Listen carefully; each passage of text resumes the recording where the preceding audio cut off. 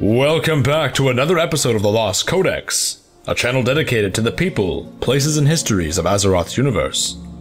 In the previous episode, we explored the rise of Night Elf society, the dark forces Queen Azshara allied with, and the Night Elf resistance that moved to oppose her. We carry on today with the continuation of the War of the Ancients. As Cenarius summoned the wild gods of Hyjal to aid the Night Elf resistance, Malfurion beseeched the aid of the dragon aspects. Alexstrasza the Lifebinder summoned her fellow aspects to their ancient safe haven, located far in the frozen wastes of Kalimdor. There, at Wyrmrest Temple, Neltharion the Earth Warder proposed a plan that would give the Night Elf resistance and defenders of Kalimdor a chance for survival. He proposed that each of the dragon aspects sacrifice a portion of their power into an artifact of his own creation called the Dragonsoul. With a portion of their essence empowering the artifact, they could use this new weapon and turn it upon the forces of the Burning Legion. Unbeknownst to the aspects, Neltharion had more sinister plans for the artifact. During his stewardship as the aspect of Earth, the Allfather of the Black Dragonflight had fallen to the maddening whispers of the old gods. Although they were imprisoned far beneath the earth, their influence seeped into the very stones surrounding their prison. Neltharion's unique bond with the earth and stones of the world made him a prime target for the old gods, allowing them to ensnare the once noble dragon in their grip.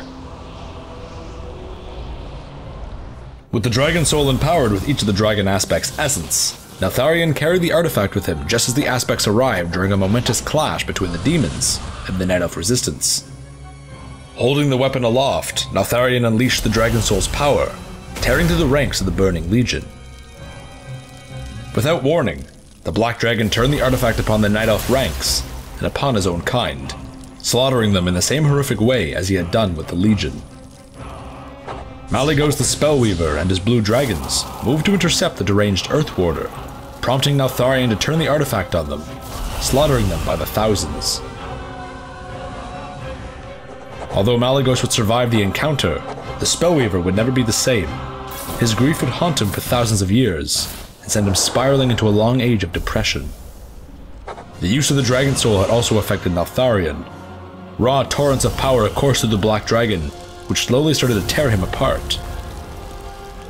As his scales split and sundered, rivers of magma began to pour from his wounds. Howling in agony, Neltharion would flee the battle with the Dragonsoul in hand, and retreat into his lair. Neltharion's betrayal had shattered the unity of the dragon aspects, which would forever change the future of Azeroth. From that moment on, Neltharion, the Earth Warder of Azeroth, would be known by a new name that would terrify both mortals and dragonkind alike. He would now be known as Deathwing the Destroyer. The Earth Warder's betrayal had dealt a terrible blow to the Night Elf resistance. On all fronts, the Kaldorei suffered heavy losses. One such loss was the death of the resistance leader, Kurtalis Ravencrest, who was assassinated on the orders of Queen Azshara's newest chief advisor, Captain Varothan. Although Ravencrest's death was tragic, his legacy would forever live on in the hearts of the Kaldorei resistance. The mantle of leadership was taken up by JAROD SHADOWSONG. Unlike Ravencrest, SHADOWSONG did not come from the noble caste of Night Elf society, and as such, he did not harbor the close-minded ideals that many noble-born Kaldorei had. Because of this, JAROD SHADOWSONG was quick to cast aside the xenophobic thoughts of his people, and invited the neighboring races of the stone-skinned Earthen, the Ursine Furbolg, and the noble Tauren into the resistance. Their presence would help change the tide of war and a fight the Night Elves were not winning so easily. As the Night Elf resistance grew in numbers with new allies flocking to their ranks, so too did Azshara's forces. Although Azshara's former High Counselor Xavius had been destroyed by the druid Malfurion, his role in the war was not yet over. Infuriated with Xavius' failure, Sargeras, the Lord of the Burning Legion, tortured the Night Elf spirit for some time, before extending a hand of mercy. The Demon Lord decided to give Xavius another chance, and return him to the land of the living, only this time, he would be given a new form befitting an agent of the Burning Legion.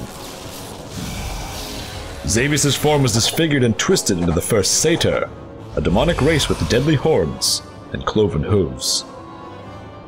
Blessed with his newfound powers, Xavius set out to bolster the Legion's numbers and transform more Highborn into an army of satyr. While both sides gathered new allies, some of Azshara's loyal Highborn began to question their queen's actions.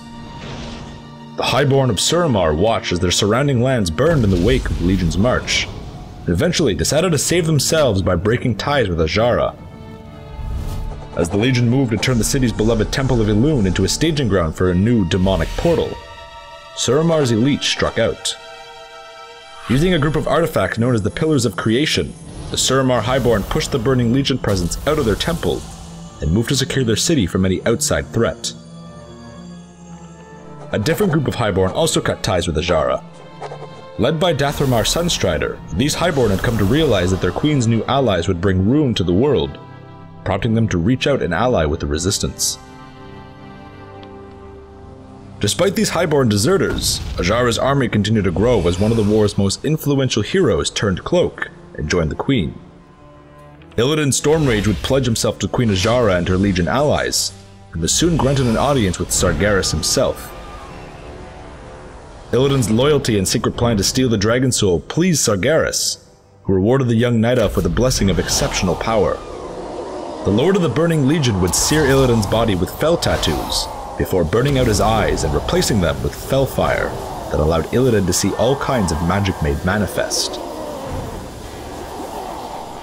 Empowered with the gift of the Burning Legion, Illidan would set out and steal the Dragonsoul from Deathwing, before returning it to Queen Azshara, who planned to use it to open an enormous gateway in the heart of the Well of Eternity. As Azshara and her demonic allies made final preparations to bring Sargeras, the Lord of the Burning Legion, into Azeroth, the Kaldorei Resistance made one final push to save their planet. With Cenarius and the Wild Gods now at their side, JAROD Shadowsong and his armies charged towards the gates of Zin-Azshari. The Wild Gods were unlike anything the demons had yet faced. Some Wild Gods, like the White Wolf Goldrid, Aviana the Mistress of Birds, and the Bear Brothers Ursoc and Ursol, tore through the ranks of demons with Tooth, Talon, and Claw. Other Wild Gods like Agamagam the Razor Boar, Malorn the White Stag, and Tortola the Wise charged through the Legion's forces like battering rams, as the demons threw themselves against their colossal forms, before being trampled beneath their feet. As both armies clashed and fought within Zin-Azshari, the surrounding land trembled. Queen Azshara and her minions were close to finalizing their ritual, and soon, the portal within the well would be stable enough for the Demon Lord to cross through. The final hour of the War of the Ancients had come, and the future of Azeroth, and all of its people, rested on the heroes of this legendary battle. Thank you for joining us for another episode of The Lost Codex. We'd like to take this moment to direct you to our other social media pages. You can find us on Twitter, Facebook, Instagram, and now Patreon, where we offer previews of our slides for upcoming videos, a voting system for upcoming chapter and holocore episodes, as well as a couple of new rewards coming in the near future. We'd also like to announce that we've recently been invited to the Twitch affiliate program. You can find our Twitch stream at twitch.tv/lostcodexlore. Tune into any one of our streams for some lore conversation, casual gameplay, and a look into the script writing process for these episodes. If you enjoyed this segment in the history of the Night Elves chapter, don't forget to like, comment, and subscribe. If you missed part 1 on the series, click on the video on the left. If you missed our second segment, click on the video on the right.